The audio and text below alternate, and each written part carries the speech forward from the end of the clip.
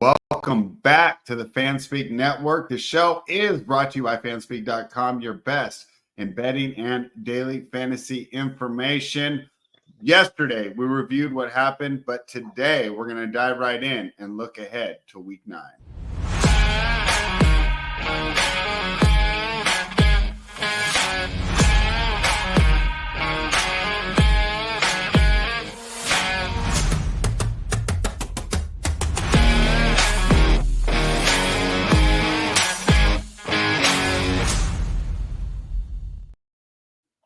We're already in week 9 of the NFL. Isn't it flying by? And Jamie, we talked about it right before the show. We keep getting breaking news right before we go on. So first of all, how are you today? How was your weekend? And then I'd like to hear what you think about the quarterback change in Indianapolis and, of course, the trade of Deontay Johnson to Baltimore.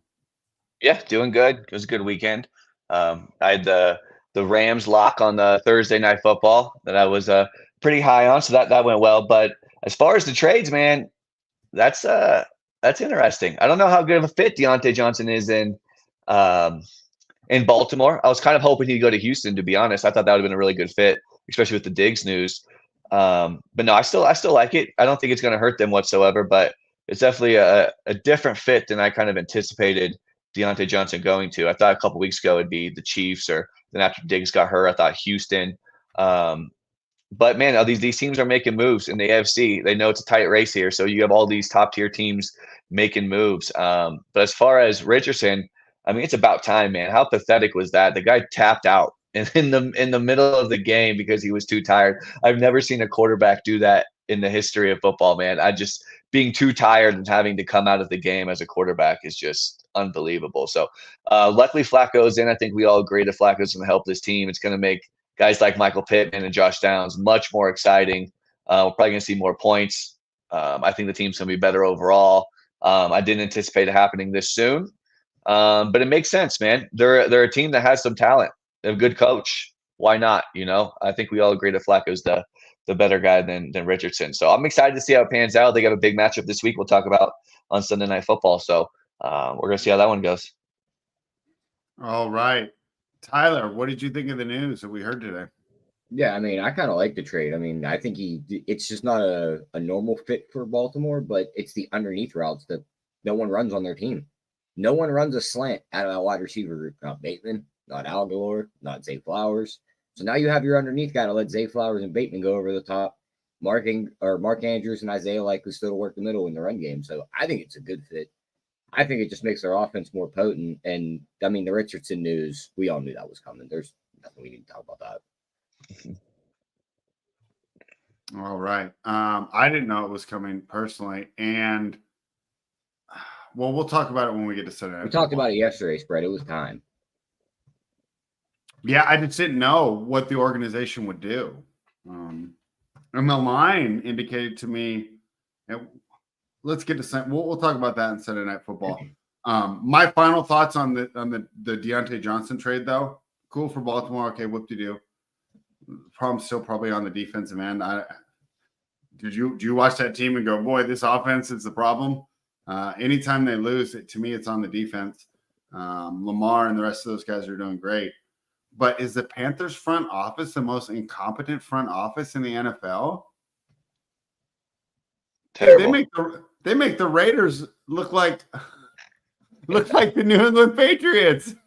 I don't know what you guys expect to get out of a disgruntled player who's walking at the end of the year anyway and demanding his way out of the building. No team's going to give him anything for that. Yeah, maybe you're right, Tyler. Maybe I was overestimating the amount. I just thought there'd be a little more bidding war. Yeah, I'm surprised Houston. I'm surprised Houston didn't go after him 2 times in less than 2 years that he's demanded his way off a team. I don't think a lot of teams want to deal with that. Yeah, fair enough. And you leaving the Panthers is one thing, but you're leaving a winning organization in Pittsburgh. That probably doesn't reflect very well on you, right? Mm-hmm. Yep. All right. Speaking of Pittsburgh, we forgot to talk about last night's game. Jamie, start with you. What'd you think, bro? The Steelers getting done again. Tomlin's the man. Yeah, Tomlin is good, man. I mean, it wasn't a very exciting football game. That's for sure. But the Giants stink, man. Daniel Jones just is not the guy. And Tomlin's a top 5 coach in the league, easy, man. He gets it done. Wilson played all right, made some moves. Pickens, man, got absolutely hosed, and that was at the first half. Into the first half, I thought he got absolutely hosed, man. I think Pickens is he's starting to come together. He looks much better with Wilson. I'll definitely say that. But like we've talked about before, Tyler and I both said Pickens is a good receiver, man. They just weren't using him in the right way early on in the season. But not the most exciting game. But yeah, the Steelers look good. Their defense is tough, man. That's one thing. That's going to stay true with Pittsburgh all the time. Their defense is going to be tough. Yeah, I mean, I was pretty impressed with how Wilson just gives him the playable balls, and that's made Pickens look a lot better as the trust he's put in him. And I don't know. I don't think the Giants are as bad as you're thinking, Jamie. I think of all those 2-win teams, they're one of the better ones.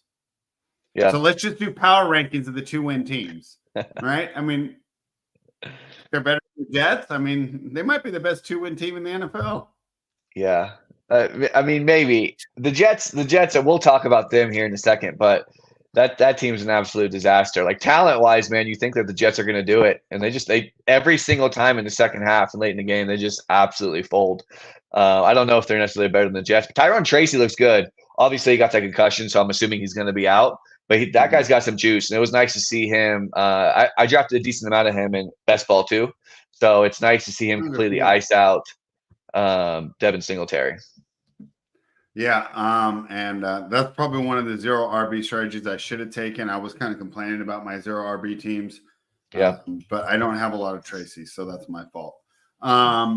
Tyler, what were the thoughts in Pittsburgh about the great win by the Pittsburgh Steelers last night? What a great organization you get to root for. Just solid night in and night out. And TJ Watt showed once again why he's one of the best players in the NFL. I was worried about my -6 cover. So what does TJ do? Strip sack, fumble recovery. We get that cash home. What are your thoughts on what you saw last night, Tyler? Yeah, they looked good, but their run defense looked terrible. I mean, if that's how they're going to let a guy named Tyrone Tracy run, which I get it, he was their starter for the day. He was 4,400 in DFS, so everyone played him. He's not good. We still have to go up against the likes of Derrick Henry twice, Nick Chubb twice. If we're going to just let holes open up for a guy like Tyrone Tracy behind an offensive line that's beat up for the Giants, what the hell do you think Derrick Henry's going to do to us in a few weeks? So there's the run defense needs to sharpen up. They're getting some guys back soon. The offense looks good. I mean, Russ is moving the ball downfield. He's hitting these wide receivers. They look good. I don't think they're a Super Bowl contender, but they're going to make the playoffs. Yeah. All right.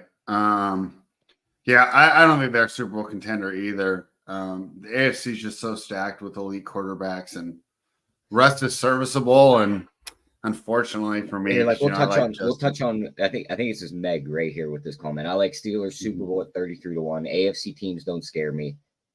The fun cash out would be the only thing you probably get out of this. And I have a question: why the AFC teams don't scare? Because we aren't beating Josh Allen, Patrick Mahomes. Yeah, I don't think so either.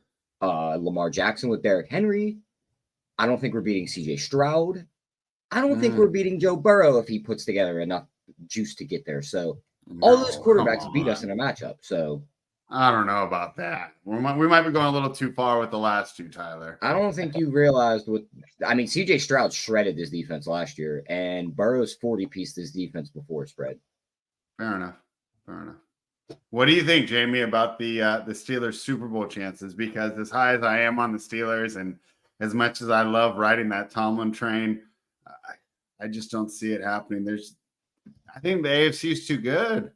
Yeah, I don't see it either, man. That's gonna be some. You're gonna need injuries from some of these other key teams to happen for the. I don't.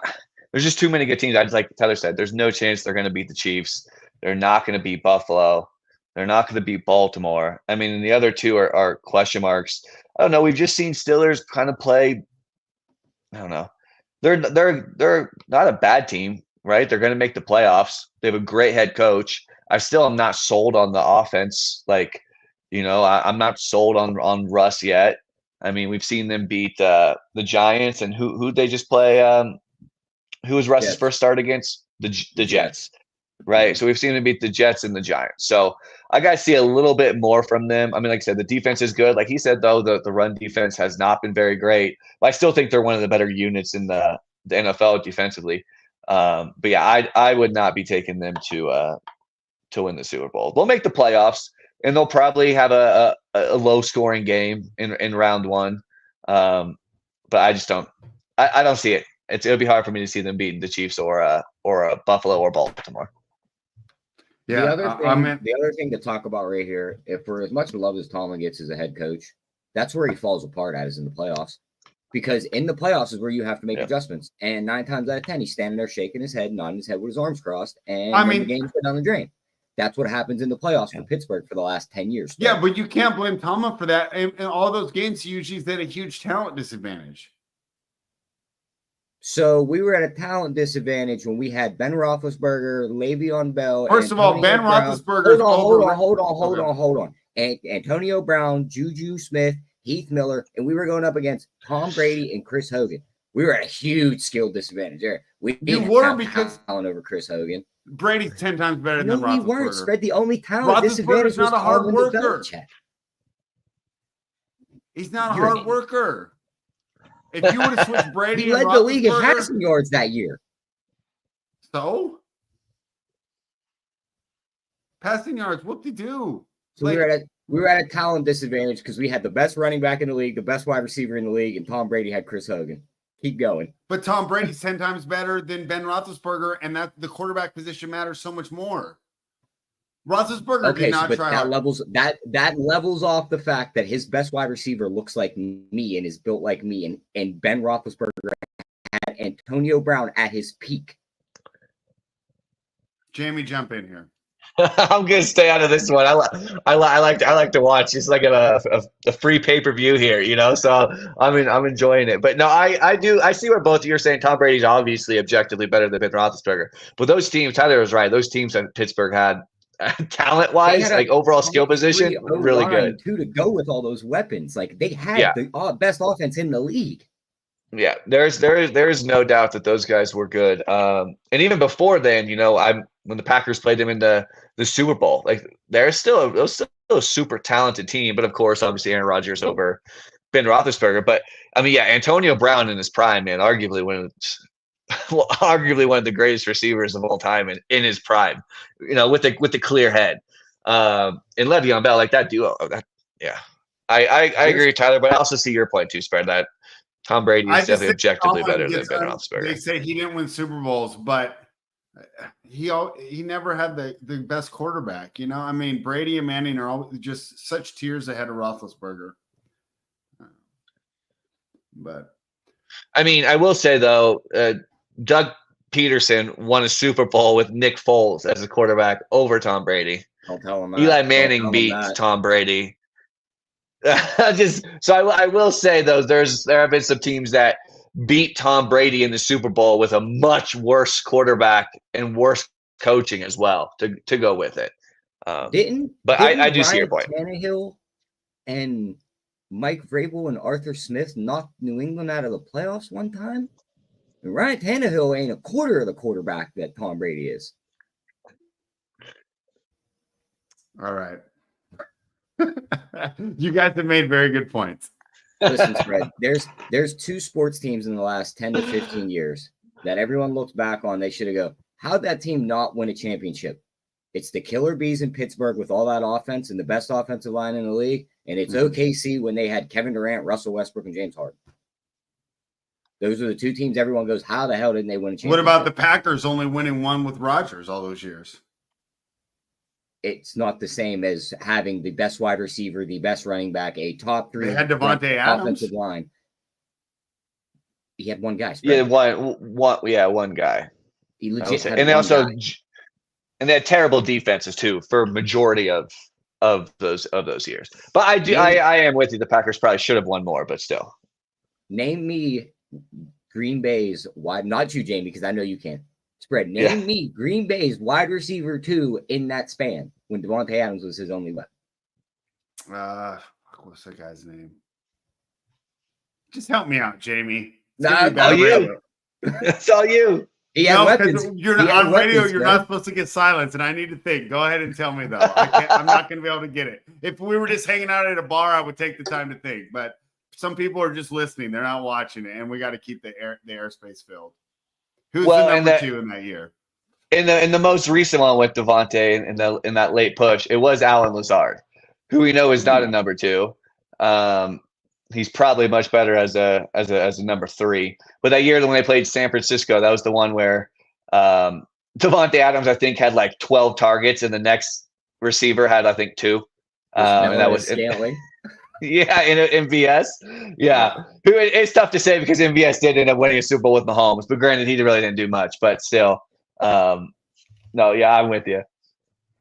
All right. And my final point on this would be, how did Juju and Antonio Brown do when they're not playing with Tomlin?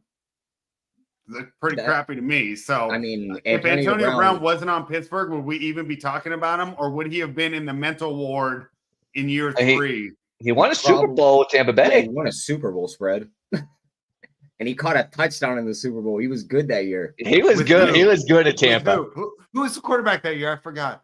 It's Tom Brady, no doubt. Yeah. Then the other guy to keep people in line. Yeah. All right. Well, you have no idea what you got there in Tomlin, Tyler, and I wish that you guys in the state of Pennsylvania would appreciate what you have. No, we do spread. We like him, but we know where his weaknesses are, and they are when the postseason starts. You guys are like the 16-year-old kid whose dad bought him a BMW, and you're mad that he didn't get a Mercedes. No, it's the fact that we watched the best offense in the league for 6 years sputter out to nothing every time. We lost to the Jacksonville Jaguars with Blake Bortles under center spread. That's bro. Do you know how much money I lost on that game? Yeah. So what happened to Tomlin there? He was chewing his gum. Bro, I think you guys were 14-point favorites. I was in Reno or Vegas. I can't remember. I think it was Reno. I get up. My buddies go to the sports book, but I'm Mr. Fitness, so I'm like, I'm gonna go run on the treadmill and watch the first hour of the game, and I put big money on the Steelers, and and all my energy just saps. I just can't run. I'm like, you got to be kidding me. All right. All right. Enough of this disagreement. Enough of this discord. Let's get something that we can all just agree on. And that is the ineptitude of Aaron Rodgers and the New York Jets as we move on to Thursday Night Football. Tyler, I could not believe this line. Has it moved since yesterday? I already bet it. I could not believe it. You got to be kidding me. So I got a 6-2 team. No way. And they're +2 now? You haven't checked I was a 6-2 team +2 against a disaster organization that's led by some guy in the darkness. They're so slow. I mean, how many delay game penalties do they get? There's no sense of urgency at all. It's run by a fantasy football manager. They don't worry about stopping the run. They don't worry about the offensive line. They should have traded for Deontay Johnson. They need another wide receiver. They should get another running back. I mean, how are the Houston Texans +2? Let me start with you, Tyler. I can't figure out why I'm not absolutely hammering this again. If you look at an injury report, is CJ Stroud on there? A lot of his wide receivers are. I don't care. Is the offensive line good? Let me get exactly all the guys. Let's stop worrying about wide receivers so much. All right, and start worrying about what really matters in a football game, and that's the offensive and defensive line. Stephon Diggs tore his ACL in this last game. Don't care. Out. Their center is questionable after a concussion. It's a short week. That's a big deal. Playing. Their safety, Jimmy Ward, questionable. Linebacker, Henry To'oTo'o, questionable. Other linebacker, Azeez Al-Ashari, questionable. Christian Harris, linebacker, injury reserve. Tim Settle, nose tackle, questionable. They have a lot of pieces that might miss this game. You're trying to make some good points with all those defensive players. Yeah, they're already down a bunch of pieces, and now they're losing more. I'm starting to lean the Jets' way here, but I probably just stay away from this Thursday night. Don't. Okay, if you don't want to join me with the Texans, that's fine, but do not bet the New York Jets. How many times are we going to fall into this trap? I'm not going to sit here and say they have no chance, Brad. Okay, they have a chance. it's like 5%. Well, the way you're breaking James. down the game's telling me that like the local community college is walking in to play Georgia and they ain't got a shot. So I think they got a shot. I think they're way more live than people think in this game, and this could be the trap game of the week. Who thinks they're live? Because the Jets are taking money. The odds makers. Every week I hear all these shows and everybody thinks the Jets. And every week on the recap shows, they got to say, well, we lost that one.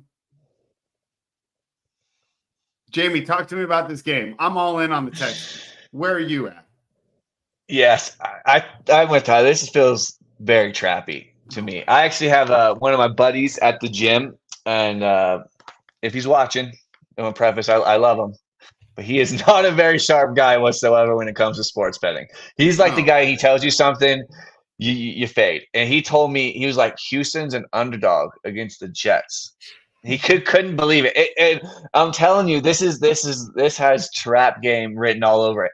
There's no chance I am probably not going to put money on the Jets. I told myself I would not do it again. Every time I do, I end up being in the second half, and I just have so much regret. But I do kind of like the under in this spot. I think the Jets struggle to score and move the ball in the second half. They struggle in the red zone. Houston's going to be without Diggs. I think they're just going to run the rock. They love to run the rock anyways. I really think they're going to make it a priority here and just slow the game down. So I do like the under, but this feels very trappy to me. Like I would not be surprised if the Jets did end up winning this game by a field goal. Just when everyone thinks that they're done. Everyone thinks that this Houston team is really good. I don't think that this Houston team, especially with all of these injuries, is near as good as people think. Stroud hasn't looked super great this year. And, of course, Nico Collins, I think, is probably the most valuable receiver out of all those guys. He's still going to be out. Diggs is going to be out. Tank Dell hasn't looked great. I mean, what, they're going to run out Xavier Hutchinson? You know, like I think this is probably going to be a close game. And I would not be shocked to see if the Jets win. I'm not going to bet it. Like I said, I made a pact to myself. I will not bet the Jets the rest of the season, no matter what. But I wouldn't be surprised. But I do like the under here. I mean, everybody's running back to the Jets. I mean, you guys are all reminding me of the Jets, guy. Right? Yeah, we're not betting the stripper, and they keep getting surprised when she cheats on him. Spread. What happened last Thursday? What happened last Thursday night? Oh, the Rams stink. They can't block. Vikings free -3. But Christian Darrisaw got hurt. That game could have been completely different if they didn't lose. Well, the Christian Darrisaw of Thursday night last week is already on the injury report across the board for Houston. So it's in your face telling you. Our guy Andrew's in the chat's right. Don't love it, but the line tells you what to do. No, it doesn't. The line of scrimmage shows you what to do, and Houston's going to win on the line of scrimmage on both sides of the ball. Rodgers is slow. Rodgers is immobile. Tyron Smith is terrible. Houston's going to get a ton of pressure. I have the coaching advantage. I have the quarterback advantage. I have the advantage in the line of scrimmage. I mean, the only reason to take the Jets is you just be a contrarian.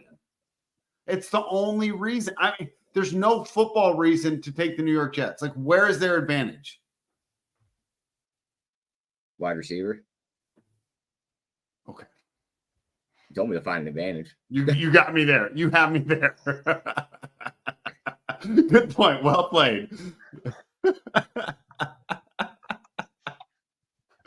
All right. Well, this will be fun for us to get some bragging rights on. I'm all over Houston here. I think you guys are.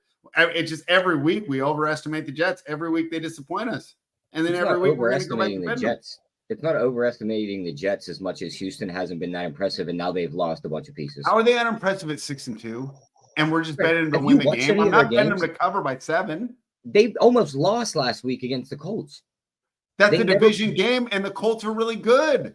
Look at the Colts offensive line compared to the Jets offensive line. If Jamie didn't just pull off the fixed technical difficulty spread, I'd leave right now because you said the Colts are good. They are. They're better than the Jets. What did you drink this morning? Coffee and sparkling water. What was in it? Creamer. No. The Colts have a way better offensive line, probably a better defensive line, a way better coach. You're not going to get me to buy into this, so you could talk about it for the rest of the show. I'm not betting Houston. That's fine. I'll just count my money by myself, alone, no friends, just a rich man, no one to spend his money with. Jamie, any final thoughts on the Texans and the Jets? Can you guys hear me okay? Am I choppy at all? We're Yeah, good. you're good. You're good. Okay, cool. Yeah, I mean, I think we hammered it here. It feels like you should probably take Houston, but I think everyone thinks that, man, and I would not take Houston here. I feel like you could take Houston and then end up having just massive regret when Jets take a field goal Like here to the win this regret game. that people have had when they bet the Jets every single week this year. I can't. And I'm wait with you. Like I said, I have been that guy. I cannot wait until Thursday night about 9:30 p.m. when I'm at work and I get a ding on my phone that says, "I am in hell right now because the Texans are down 17-0." I can see it happening in the future already.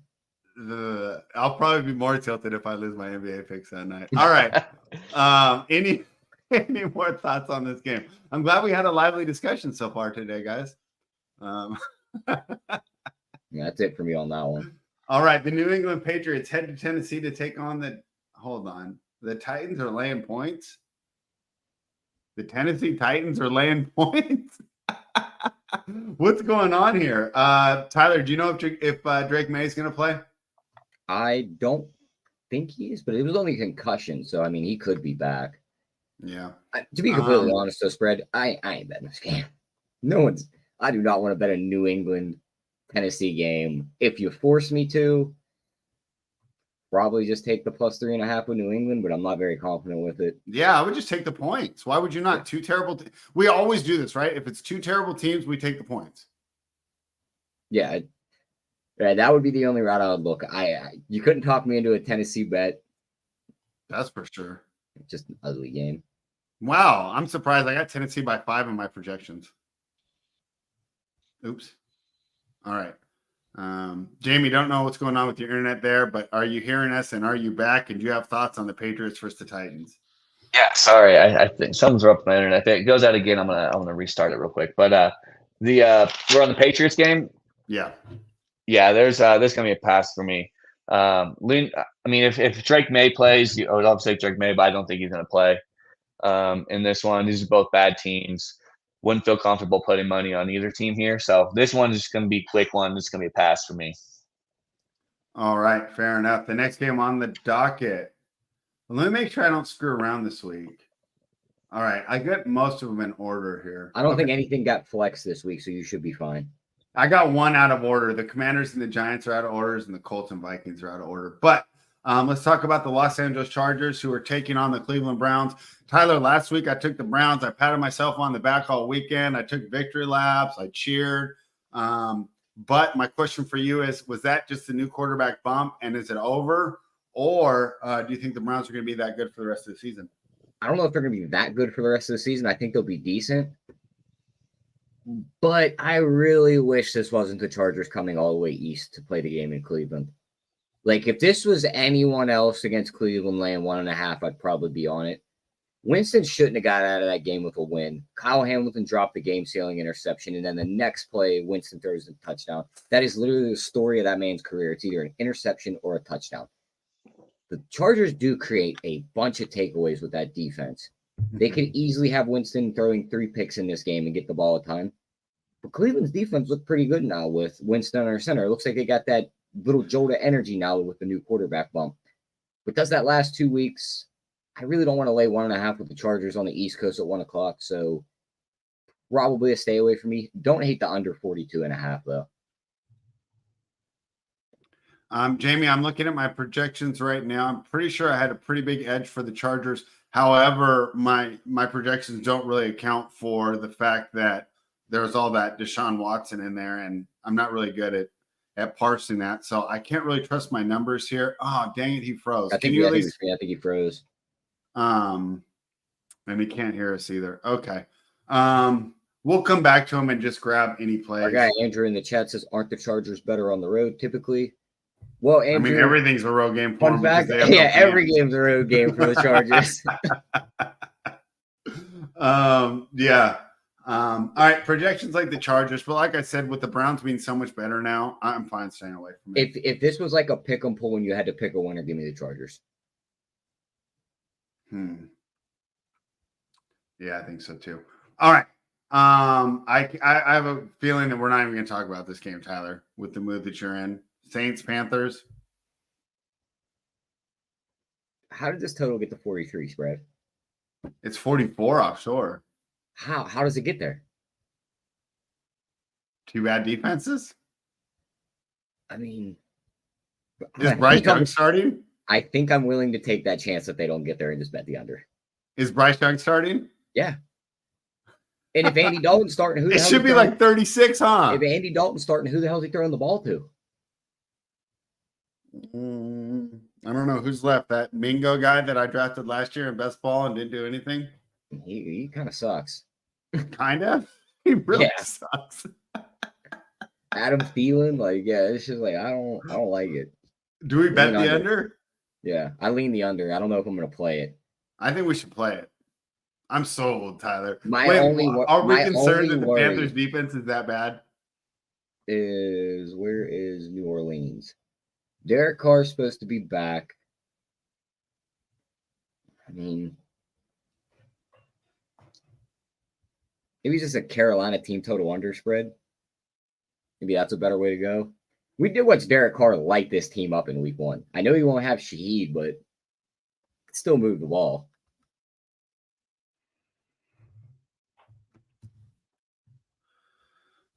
All right. We'll decide on the under when we put the sheet out. And of course, that sheet is available on fanspeak.com. This show is brought to you by the Fanspeak Network. I'm sure you guys are already subscribed, but if not, subscribe to the channel. And of course, give us the thumbs up for more vigorous debate on the New York Jets. A game I'm actually kind of interested in, Tyler. The Miami Dolphins are +6 heading to Buffalo, taking on the Bills. The total is 50. Dolphins can't even beat the Cardinals at home. What chance do they have against the Bills on the road? They don't. They always get crushed in this matchup. The Bills own them. Yeah. I don't know if I want to lay 6.5, but that is a prime teaser leg, money line parlay, whichever way you want to look at it. I said we lay it, bro. I got the Bills by 8 in the projection. Yeah, I think they smash them. I mean, their offense with Joe Brady at the helm, they're not letting Josh Allen make mistakes. He turned his first interception last week, and it wasn't even really all his fault. Mm-hmm. This offense looks good. Their defense looks good. I'm all in on Buffalo. They might be the best team in the AFC right now. I mean, it's always it's them or Baltimore, to be completely honest. No, it's Kansas City. Their offense just doesn't hum like it used to. Spread. Their defense does. They don't need to though, because their defense is like how the Ravens and the Steelers were when they're in their prime. We just don't want to give them credit because they're the Chiefs. No, we'll give them some credit, but I want to see them play a real offense with that defense and hold them off. Who's a real offense? They beat the Ravens. Not when their offense was like this. They had Rashee Rice still, and he had 13 targets that game. But the Ravens defense isn't that good. That literally isn't the argument here. The argument is their offense is different. They are missing a bunch of pieces. My argument is the Chiefs have the best defense in the NFL and the best in the AFC and the best quarterback, so they're still the best team. I mean, there's a reason they win every week. That's the way you want to go. I mean, are we talking about the Ravens that just lost to Jameis Winston or better than the Kansas City Chiefs? Chiefs aren't losing to Jameis Winston. I think if all of a sudden, what is this, week 9, if that week 1 matchup was Baltimore, Kansas City right now, I'd be on Baltimore. We'd be arguing again then. Jamie, I'm going to rewind a little bit. We already got some thoughts on Patriots Titans. We passed on the Chargers and the Browns. We both lean the Chargers. But my question for Tyler, and now I'll ask you, is the Browns got a bump adding the new quarterback. Do you think that continues for the rest of the season, or was that just kind of a 1-week deal? From a fantasy production, it's for sure going to help. But, Jameis Winston kind of is who he is, right? He's still 2 years off. We talked about the Ravens defense, and that secondary in general is not very great. I thought it was a good situation for him, but Jameis is going to have a game where he's going to throw 3 interceptions. You know what I mean? You can't change who he is, especially after all this time off. So I don't think it's going to make this team a threat to win a lot of games on the stretch by any means. But no, I like the under here, to be honest. I think this is two slower paced teams.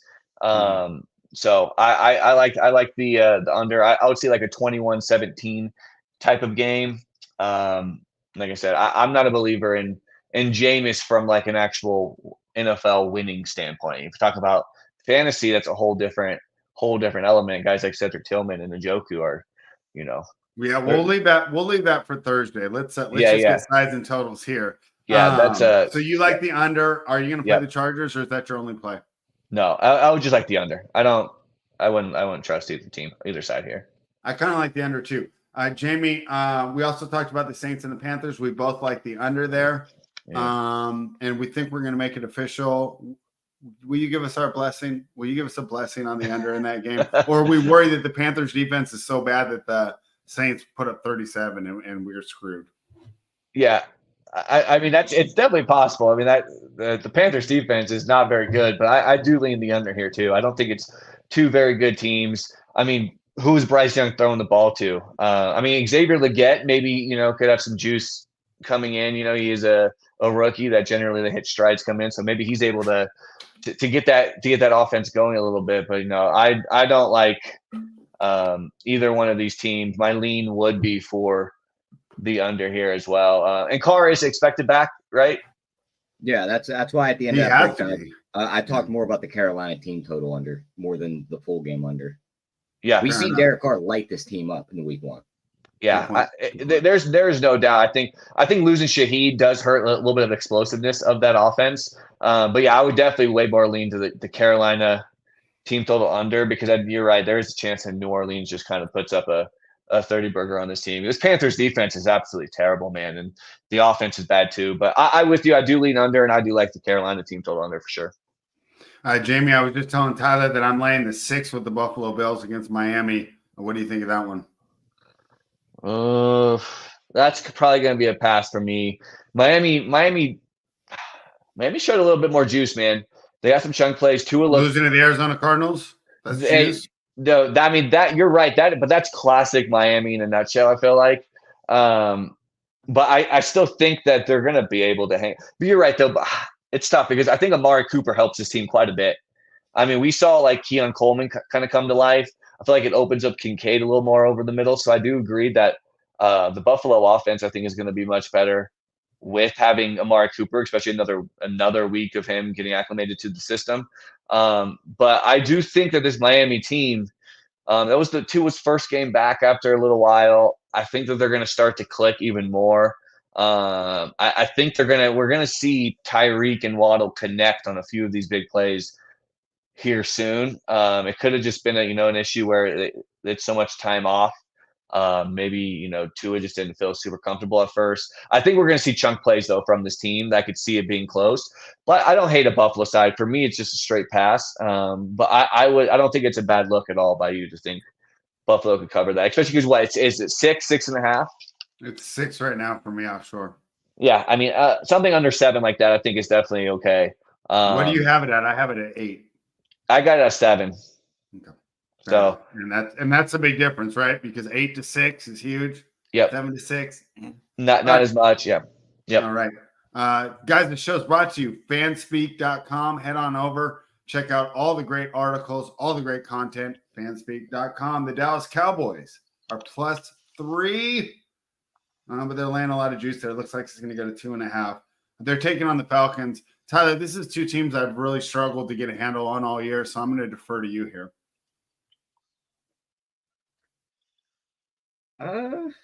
This is a weird one. I'll say that. It is. I don't have an opinion. If you said, I want to make this play, I'm betting it with you. But I don't know what to do with this game. First initial reaction, you want to go, Atlanta should be able to just work the ball down the field against this defense. Mm-hmm. But their defense looks like it woke up the last couple of weeks, even without the guys missing, like Michael Parsons. If he happens to come back in this game, they're going to be the ones getting pressure, and we know Atlanta can't pressure a quarterback. Right. Like the way San Fran was able to get Dak to make mistakes last week was pressuring him. You're not going to pressure him; he's going to shred you. Mm-hmm. Probably going to lean Dallas here plus the points. What do you think, Jamie? This is going to be a pass for me. I think Tyler's probably on the right side, but I like I said, just like I did with the Jets, I'm making the pack. I'm not betting on Dallas again, man. I can these teams to watch, man. I made the mistake of being on Dallas against San Francisco. Oh, and I just could not stand it, man. It was just Dak just makes some of the worst decisions I've ever seen. Like sometimes he throws the balls when they leave his hand. I'm so what did you see to make you throw that ball? It's like he lacks concentration at some points of these games, man, and I just cannot back that at all. I do think Atlanta's a kind of a volatile team. They play on thin margins a lot. Sometimes they look good, sometimes look bad. This is going to be a close game. I think the line's probably pretty accurate. I do like what they're doing with Bijan, though. They're getting him more involved in the passing game, which I do think is going to help that offense quite a bit, be more efficient overall. The last couple of weeks, though, they haven't got London involved early on in the games.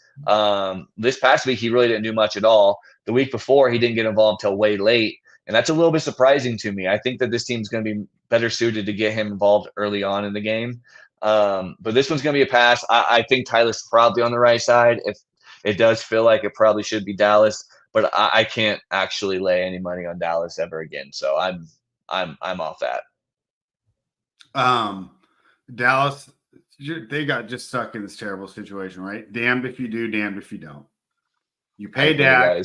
Yep. Now you've kind of committed yourself to be this 9-win wild card losing team. But the other option was to let him go and be the New York Giants and be absolutely terrible and have 2 wins. Mm-hmm. You know, and it kind of sucks for their fan base that they're not going to be able to compete. But I guess as like a Raiders fan, I should be jealous that at least they're worth tuning into every week. Yeah. So I don't know. We gotta ask Jamie our question from yesterday's spread. What was it? Where you ranking Dak at amongst just all quarterbacks? Oh yeah, that's good. Oof. On the top of my head, he's back end. I still think he's back end of the top 10. I think he has I so put much him around on his 14. plate. I think he is literally in the same role Josh Allen is, with less on his plate, and they are telling him to make it work. You know what is funny is that like I literally last year I used that exact same comp. I was like, he's literally basically Josh Allen. Yeah. And then this year, obviously, Josh Allen hasn't thrown. I know that was my thought. This year, Josh Allen has not thrown very many interceptions, but if you look at his like turnover worthy percentages and how many interceptions he probably should have, I have him at like expected probably 6 or 7 interceptions already at this point of this year. I think he's gotten pretty lucky, to be honest with you, on some of these throws. Hey, Josh Allen is a better quarterback. I mean, I will say that. You asked me what I'm drinking. If you put Josh Allen on Dallas, they were a Super Bowl contender. If you trade them, and Buffalo would. You're not understanding how we're saying it, though. You're comparing player to player. We're comparing the situations. He's literally having to do everything like Josh Allen is in Buffalo with less. Yep. Yeah. I agree. It would be tough. On top of my head, it's probably in between that 10 to 15 range. I can think of for sure a handful of guys, but then it gets to like the dicey situations of like, okay, Trevor Lawrence or Dak. It's almost easy to say Dak, but it's like I think if you give maybe Trevor Lawrence, CeeDee Lamb in a better situation, it's going to be interesting. I think next year we're going to see my take is we're going to see Ben Johnson as the head coach for Dallas next year. That's genuinely what I think, and I think that offense is just going to be absolutely sick. You know, I think you take that job. Why would he take that job? No, who wants to coach for the Cowboys? I mean, see, that's what I disagree. I think that's not to get in like the basketball, but I think it's very similar to the Lakers, right? It's like people like who would want to take that job? You're with an iconic franchise, and then you're already going to have good pieces on that team. Like we're saying. The only reason I think it's a bad analogy is because the Buss family doesn't meddle the way Jerry Jones does. I mean that is fair, but you're getting more than likely, like I said, a great franchise. And if you look around the landscape of teams that's going to need a quarterback or a head coach, I feel like that's probably one of the better situations to kind of come into. I mean, Dak is still, like we said, you're right. You're right about Philadelphia. But again, if the Eagles do make a late push, are they going to fire Sirianni? I'm not so sure. Whereas like that, and I agree, that would be a good situation. Jacksonville could be a decent situation too, to be honest with you. But I think if you give Dak and Lamb Ben Johnson, I think that offense is going to be really, really good next year. I think the reason you don't take that Dallas job is with the amount of money they gave to Dak, you can't address all the other holes. And you talked about it, you know, if you give Dak there's a lot of injuries though. On the defensive side of the ball, they're hurt. I mean, losing Parsons is that's a killer, true. man. That's I think but let's just look at it just from the offense. I mean, they're not going to be a top offense with the line being so bad. But they were last year, right? Like, who'd they really lose, right? I mean, they have some injuries, but like last year, remember Dak was in the running for MVP for most of the year. It was like one of the best offenses in the entire league. Dak's stats last year, it's like 17 games. He had a quarterback rating of 106. Mm-hmm. He had a completion percentage of 70%. He threw for 4,500 yards, 36 touchdowns to 9 interceptions, and his O-line let him get sacked 39 times. Yeah, sacks are a quarterback stat. All right, all right, Tyler, you ready? You ready to keep arguing? Go for it. Bo Nix and the Denver Broncos traveled to Baltimore to take on the Ravens. The Ravens coming off a loss. They're going to be looking forward to getting some get back. And the Denver Broncos got to be riding high as they got another win that Tyler refused to give them credit for. Will Tyler give them credit this week after the Denver Broncos covered the 9.5-point spread? Tyler, you already know where I want to go in this game. Talk to me what you're thinking.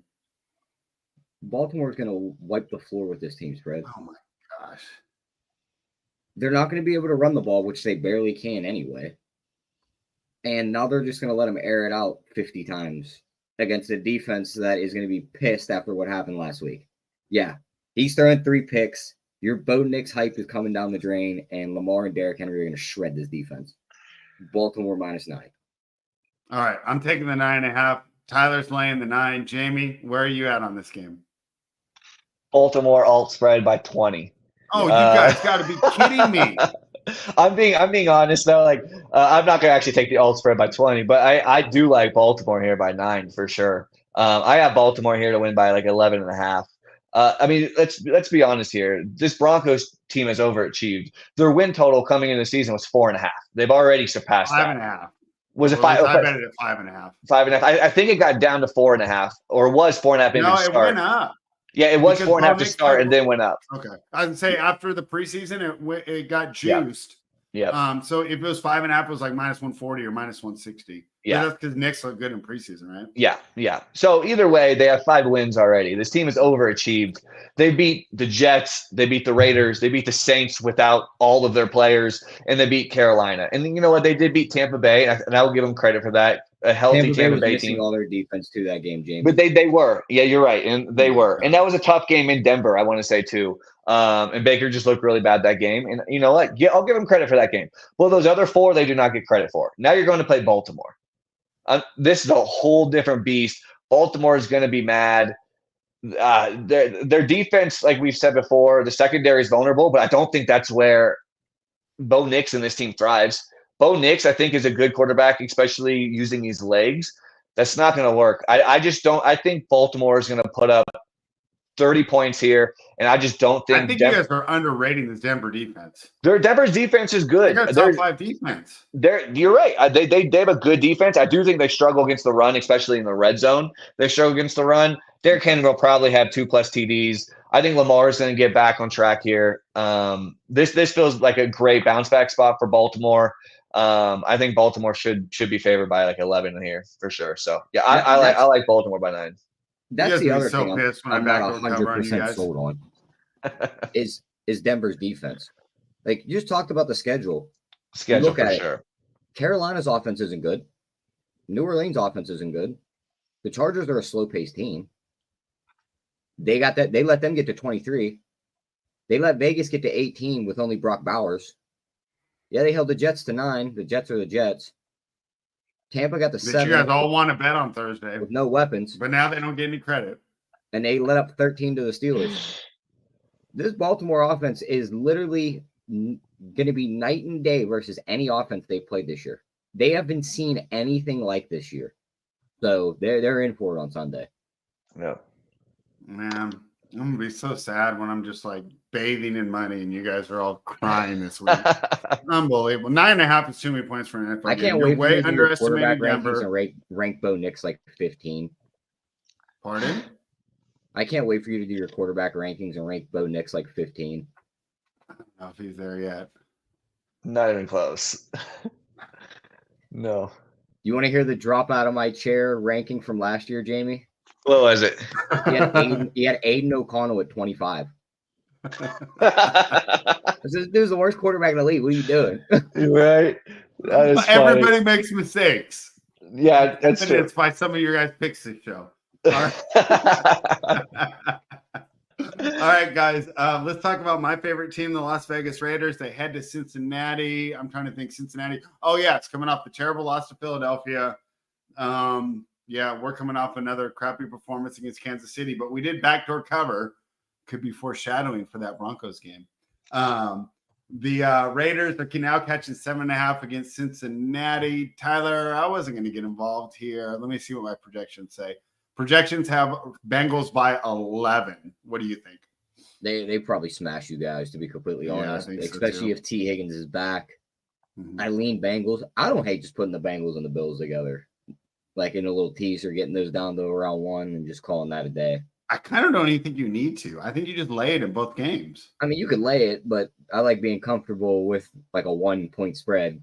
So I'd rather have that ticket. Jamie, I'm ready to be uncomfortable and lay the 7.5. What do you think? I definitely agree with Tyler on the T spot. I think this is a great T spot. I like actually another team to tease that we'll talk about here a little bit later to tease them with. But I probably do lean the 7.5. Always gets a little tricky, right? But I do think that they do probably win. This team is just such a weird team, right? Like some weeks they look really good. Some weeks they look really bad. They're a volatile team. I do think that Chase Brown is probably going to be a big factor in this game. Your Raiders just not very good against the run, man. 27th in explosive rush, 26th in rush DVOA. And I think Burrow, this team's going to get back on track. It feels weird, right? Because we feel like it happens every year where this Bengals team kind of starts to get hot a little bit later. I mean, they have the talent there. The thing is their defense is not very good, but this Raiders offense is not very good either. I'm with you. I lean Cincinnati, but actually I love this as a T spot. All right, yeah. I like Cincinnati here. I think I'm going to lay it in both those games. I'm putting some of these up right now. All right, let's keep it going. I'm not going to go out of order. So now the next game will be the Commanders. They're laying 3.5 to the New York Giants, coming off that impressive win. I don't know. What do you think, Tyler? I don't have a lot on this game. I think Washington wins this game, but I think there could be a fun way to bet this one. Is it up yet? No, I don't see it up yet. If you could do one of those halftime, full-time bets where it's like, oh, Giants go into halftime winning the game, Washington comes back and wins the game in the second half, I could definitely see that happening here. Washington comes out kind of flat off the Hail Mary win. Mm-hmm. Giants get out to a little lead, and then from there, Jaden Daniels just chips away, comes back, wins the game, and adds to his legendary story of his rookie season. So I think Washington wins. I'm not sure I lay it. If I get a decent price on that halftime, full-time, I think I'm going to bet it. Jamie, there's an old saying, you lay the 3.5, you take the 2.5. Should we lay it here?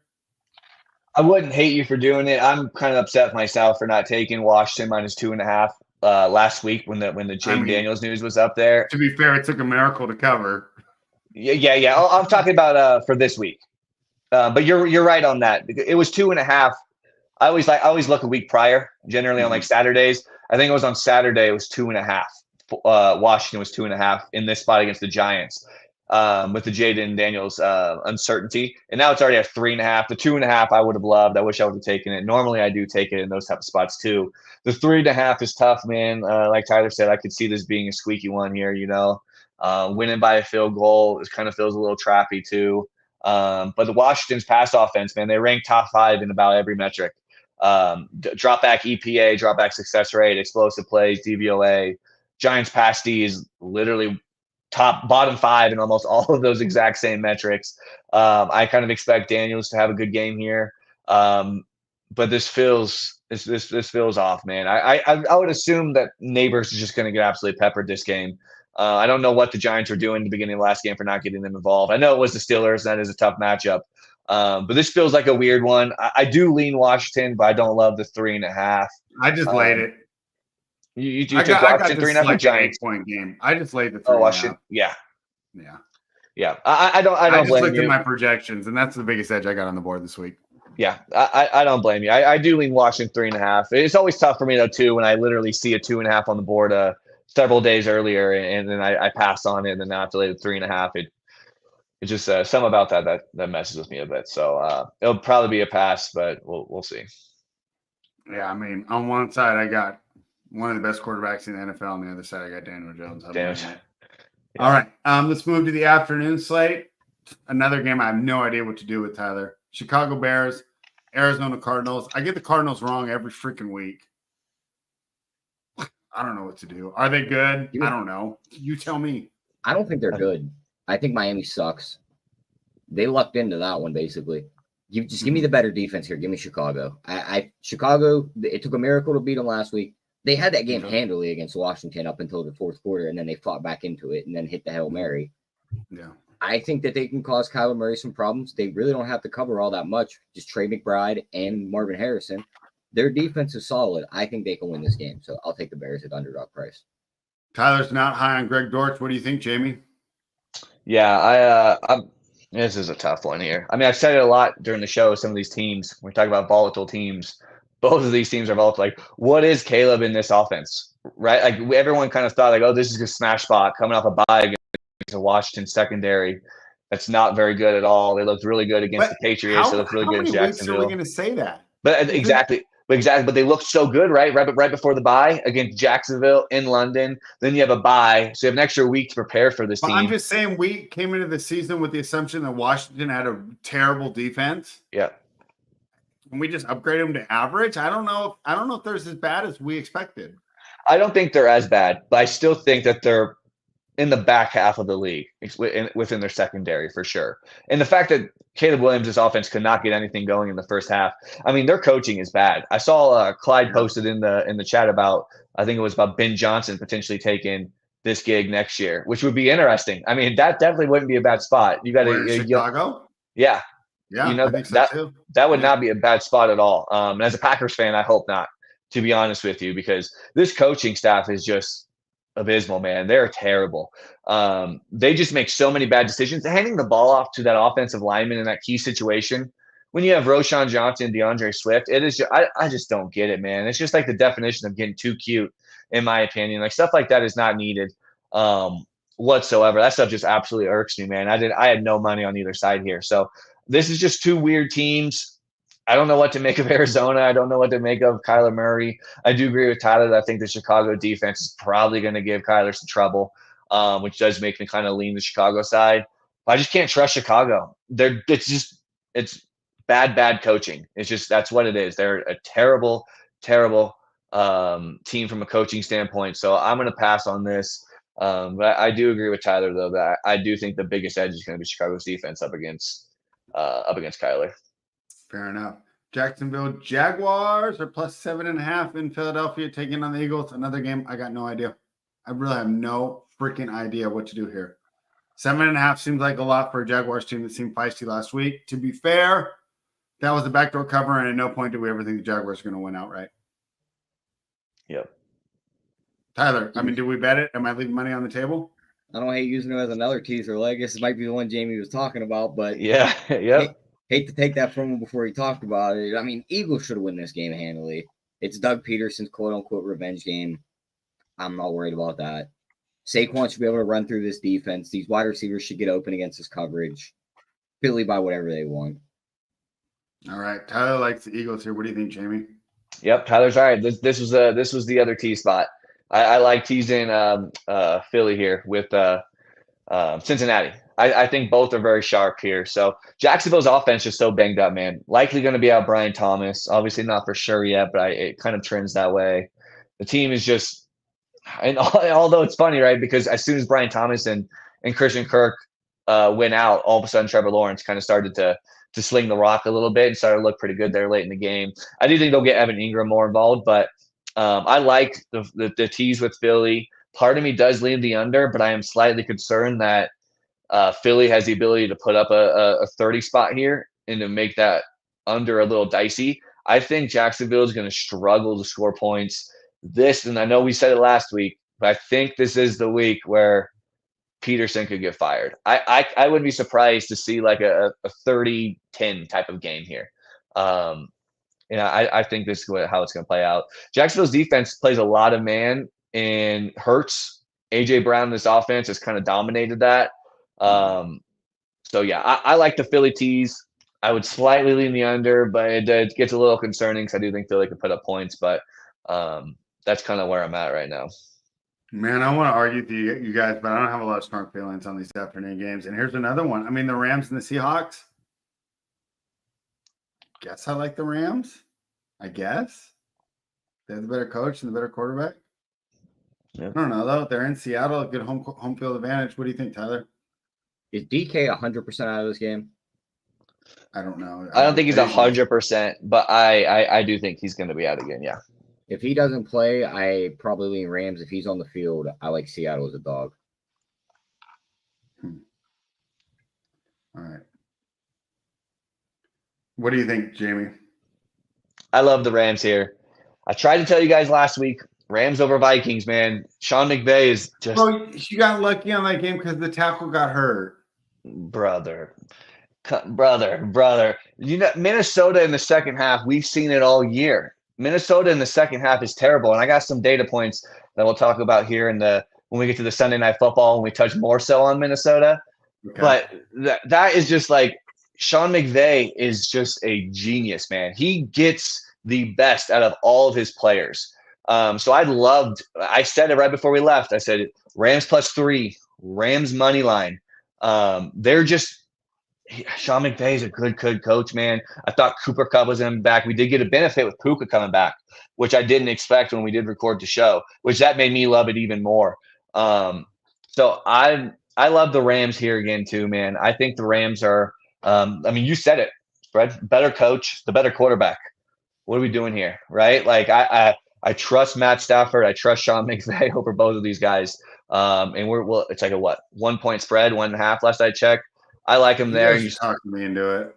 What do I got this game projected? I love the Rams. Yeah, I have Rams about like 3.5 here. So that's crazy. I got the Seahawks projected, but I hate those projections. Yeah. It's probably because the Seahawks got a couple big wins earlier in the year. The Seahawks do have an offensive tackle returning this week. Yeah, and that will matter too, for sure. That will definitely matter. I could see some points here too, to be honest. I wouldn't be shocked. The Rams also have extra rest.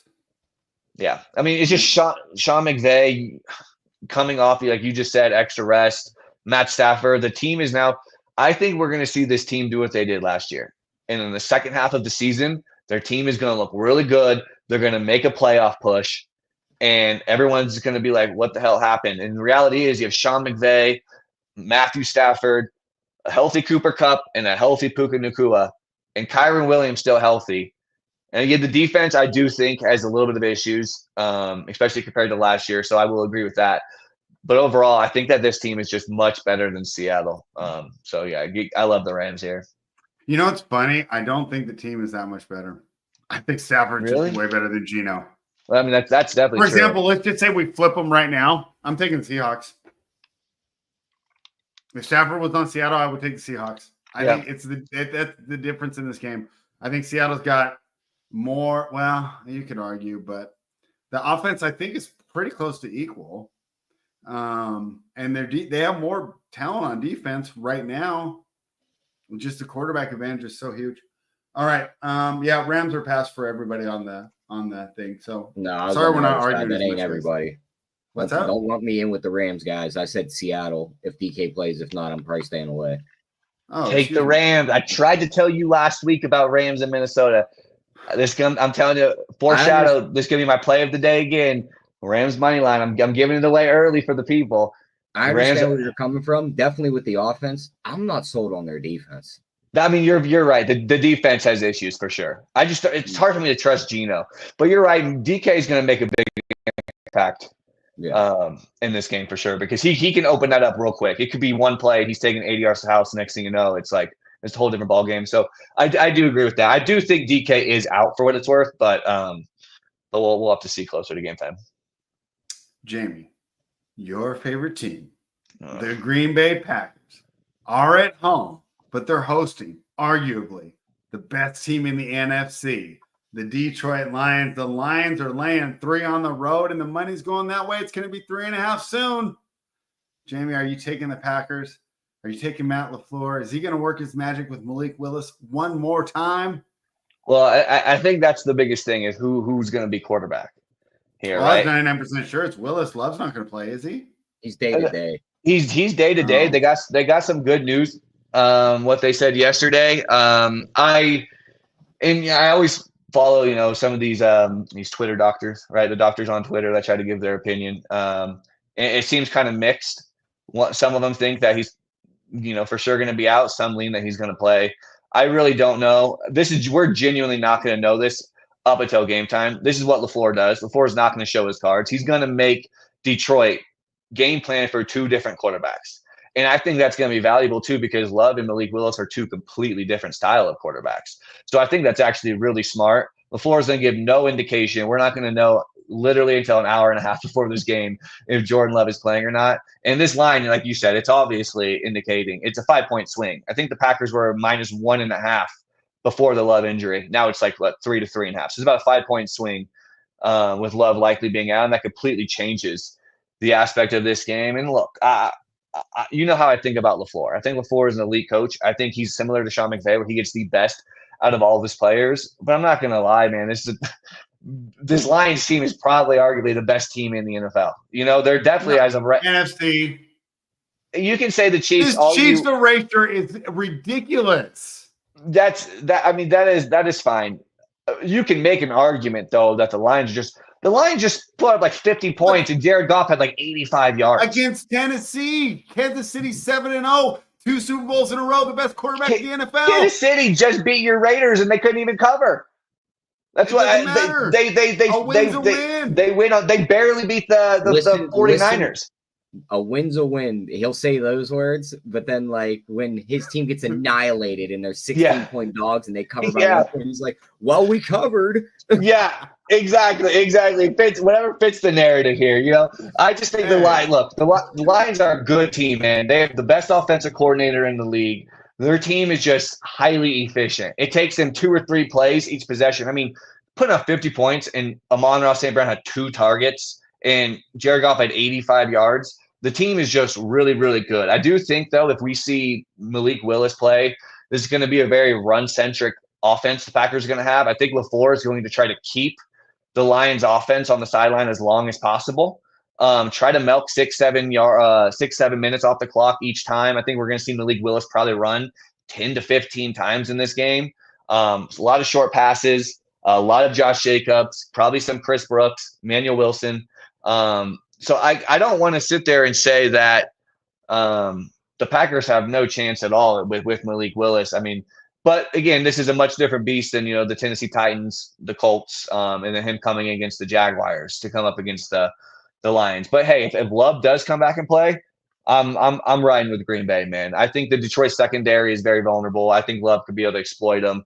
But as of right now, I'm just not going to be able to have a strong opinion one way or the other until we get news. It'd be a pass to me. I think LaFleur is the better coach here.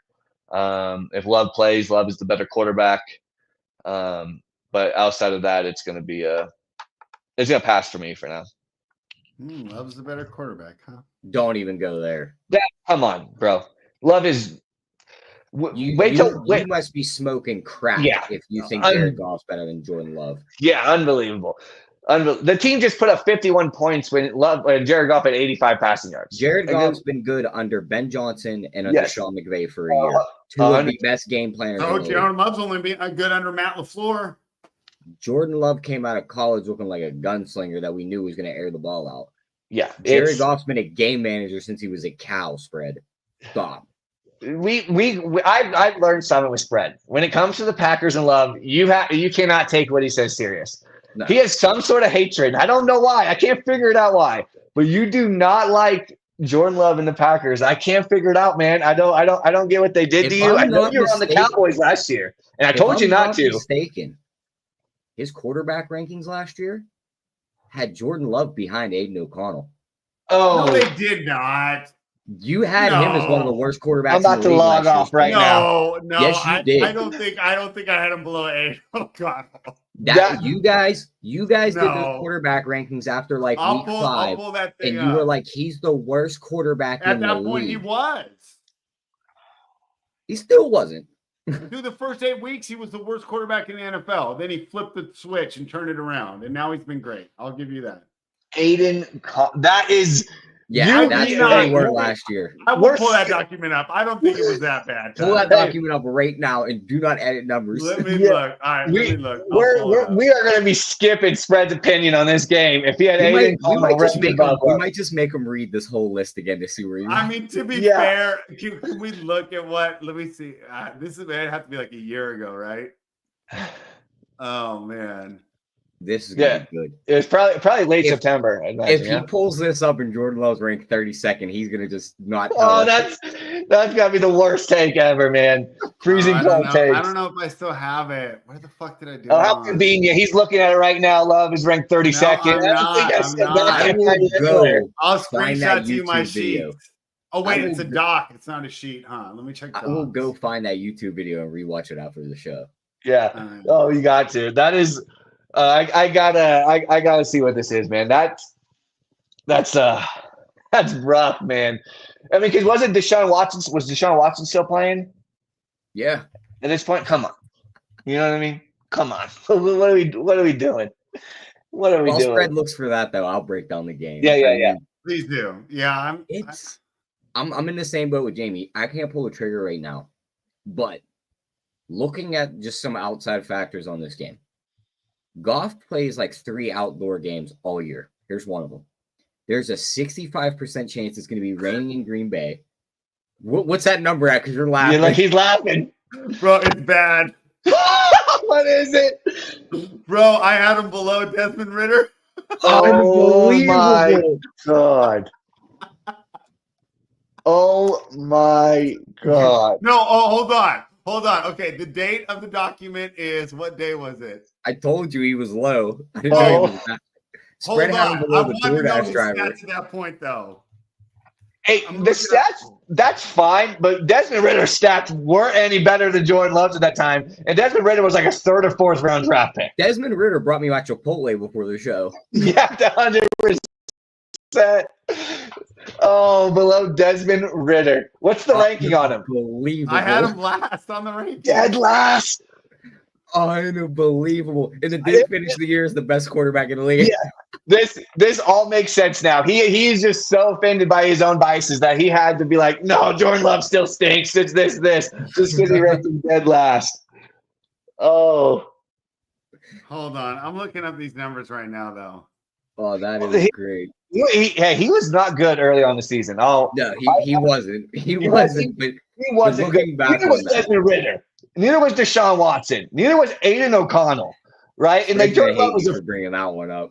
Yeah, and we're talking about a first round pedigree that had like 4 stars.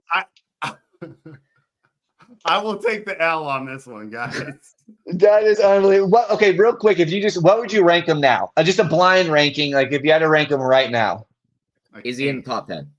Yes. Yes, for sure, top 10. He's definitely ahead of Dak Prescott, Tyler. Yeah, he's definitely there. He's definitely ahead of Dak Prescott. 8 is honestly probably slightly too low. I would put him in that second tier with like CJ Stroud. I would say like there's a top 5 tier, and I put him in that second tier. But here's the deal. I just want to see a little bit more before I move him in that top tier. But I think if you took just this season, there's an argument you can make that he is top 5. Just get him out the basement. That's unbelievable. It all makes sense. Like I said before, I was like, there's something with Spread. Every time we talk about Love and the Packers, he starts to get a little weird and he's like, I don't know about him. And it all makes sense. That he got the gears going. I was like, wait a minute. Man, I want to look up where's these games set? How do I get the log of the first 8 weeks of when this thing was made? Pro Football Reference and go to the game logs. It'll give you. Well, I found it on NFL.com right now. Sorry, guys. The show's running long. I hope you guys aren't getting bored. We already gave you the picks. There's no way people are getting bored listening to Spread getting called out by Jordan Love, the worst quarterback in the league. I think our guy Clyde fell out of his chair when he found out where he had Love ranked because he hasn't said a comment. 100%. I mean, to be fair, he did lose when I made these rankings. He had lost to the Raiders on a 16 of 30 performance with 3 interceptions. You're right. And there's no doubt that he was bad. Yeah. But he was And not then any week worse than 9 Desmond Ridder, Aiden O'Connell. Week 9, he just becomes elite. So he has only 2 quarterback rankings above 100 the first 2. The next 5 weeks, he's absolutely terrible. And then from week 9 on, every week he's above 100 except for 2. So, Yep. I'll take the L there. You guys, you finally got me once.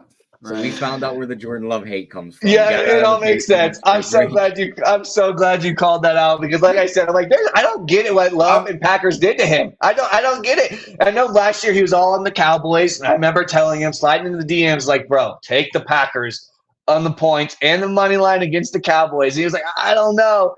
It all makes sense, man. Bro, this document's pretty bad. I got Trevor Lawrence at 7. Oh my God.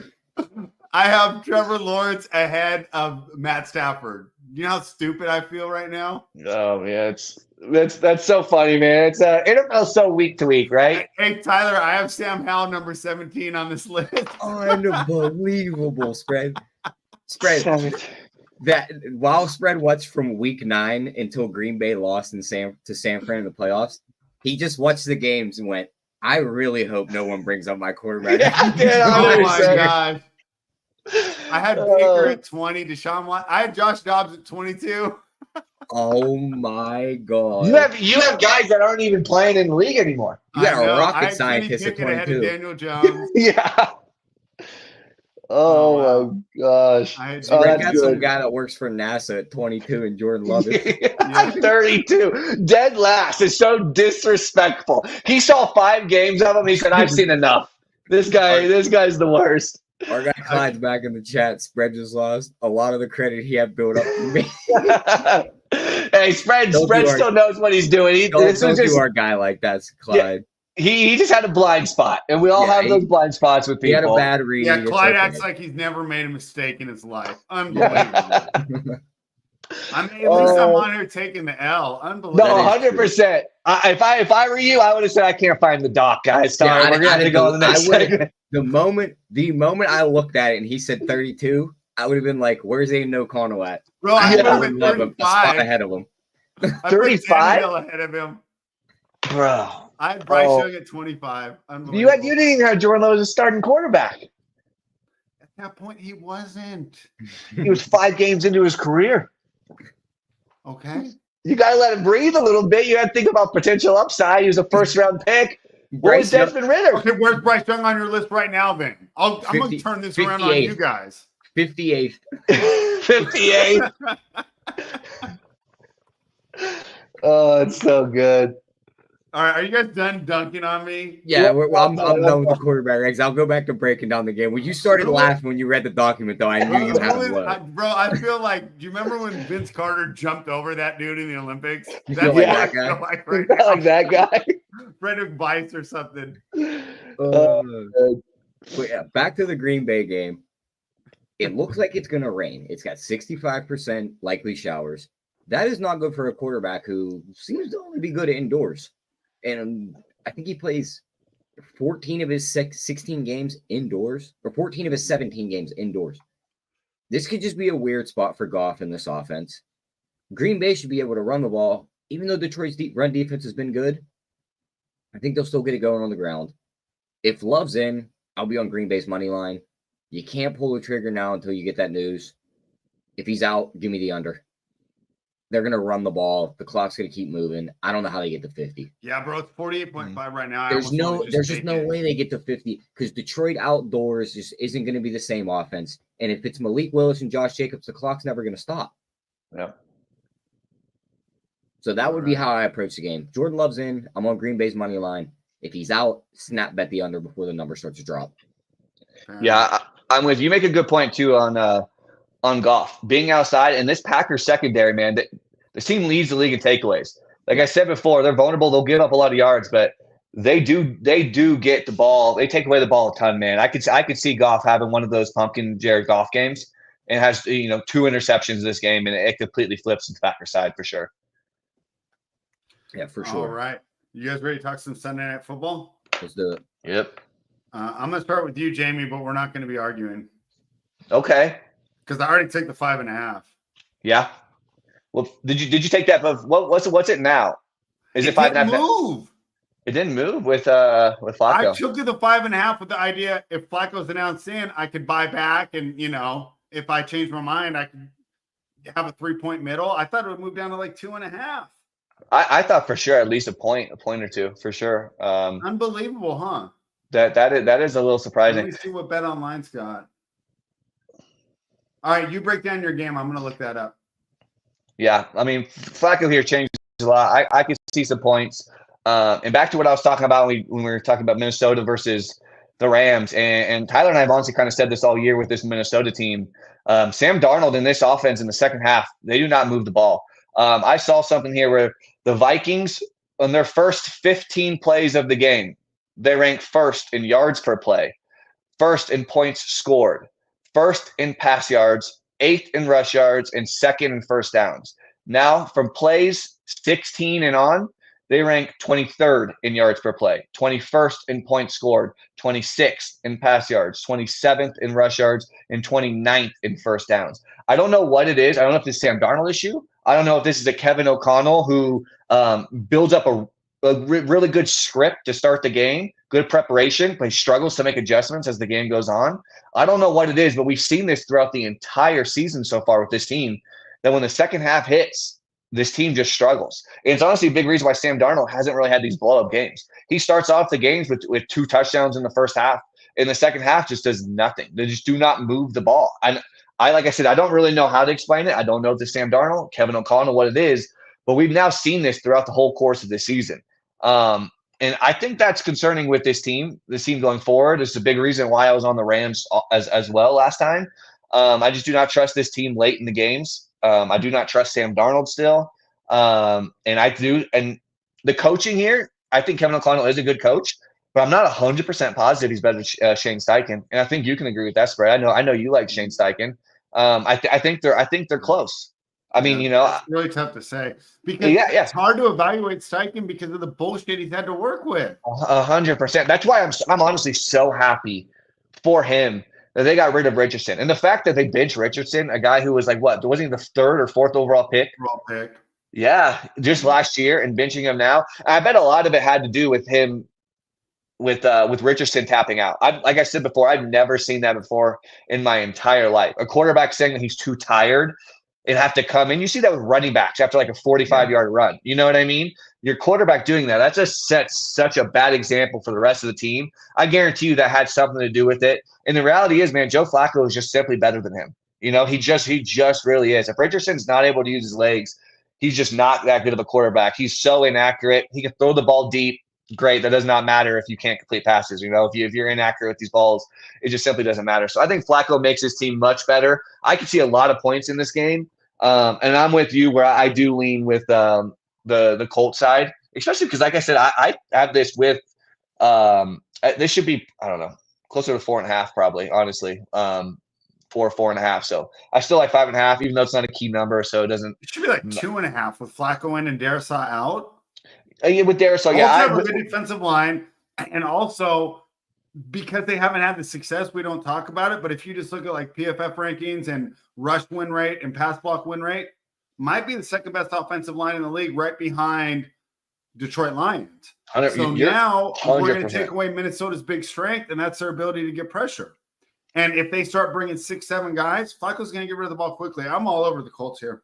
I might even sprinkle money on. Yeah, I like it.